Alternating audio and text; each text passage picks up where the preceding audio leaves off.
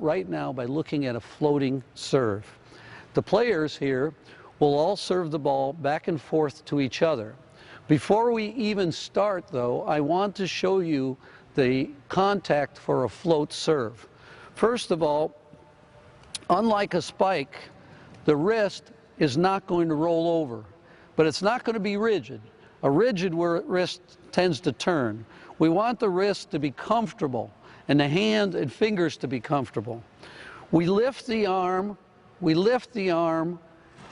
before we toss the ball. This is the only time in the sport that the game is stopped. So you control the speed of the ball, control the speed of your movement. So we lift the arm up here. We put the ball in the other hand in a comfortable spot. How far away from the body is as far as we're going to take a step. So if we put it way out here, we take too big a step. If we bring it in here, it's a shorter step. The right foot is back and turns sideways, and the left foot is pointed directly at the target. Now, the weight is going to transfer back to front, not up and down, not down to up, but we're going to have our legs slightly bent, and when we step with your left foot, we're a short step, we're going to toss the ball right above our right arm, and we're going to contact the ball above this shoulder with a slightly bent arm. So first, let's look at the shifting of the weight. Let's have Laura with the ball. She has her arm up and ready. She picks the ball up, takes a small step, shifts the weight, and contacts the ball. She contacts the ball with a comfortable hand. Now, beginning players, this seems too far and too hard. What we want to do is make sure that you learn to not go up and down, not overswing at the ball, but to be able to be coordinated with motion coming forward. So watch the motion here. Step forward. The weight comes forward and the weight is behind the ball. Watch her swing, watch her weight follow the ball. She's balanced even when she's done. Step, push. Now take a look at her back step. Take a look at her left foot. Watch her left foot and how she pushes on it, and it can straighten, but she steps, pushes on the back foot, which allows her to get strength and power into the ball. Watch how her back foot straightens as she pushes on it. And the weight goes from back to front.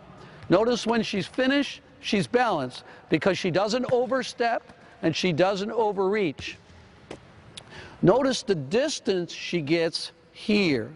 She gets great distance here, keeps her elbow low until she needs to transfer it high to contact the ball. But there's a distance here that can transfer into power. Watch. Way back and power the ball.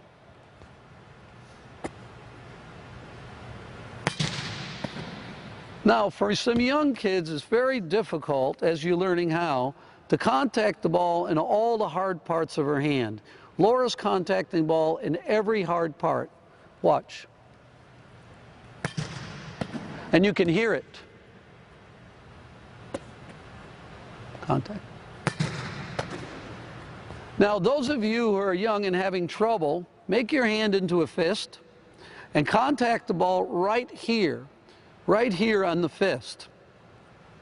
It's the same as contacting the ball here and here, except now you're closing your hand and making all the parts of your hand hard so that you can feel that. Keep your wrist straight and hit it with your wrist. That's a good thing for young players.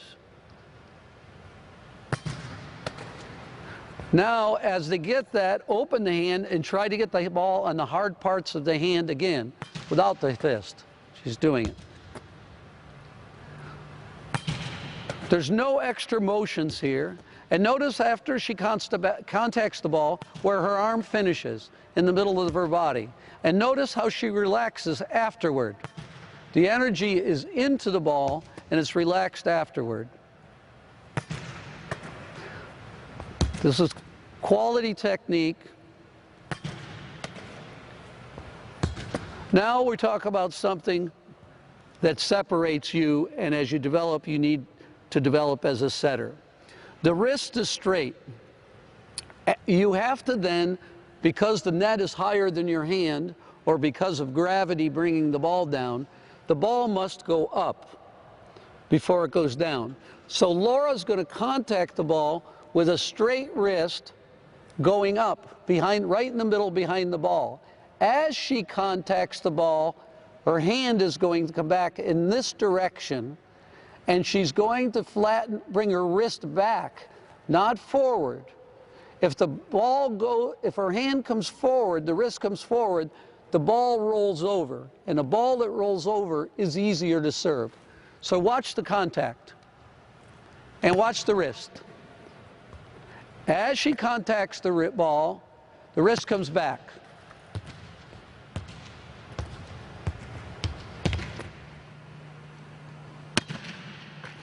Good, keep doing it.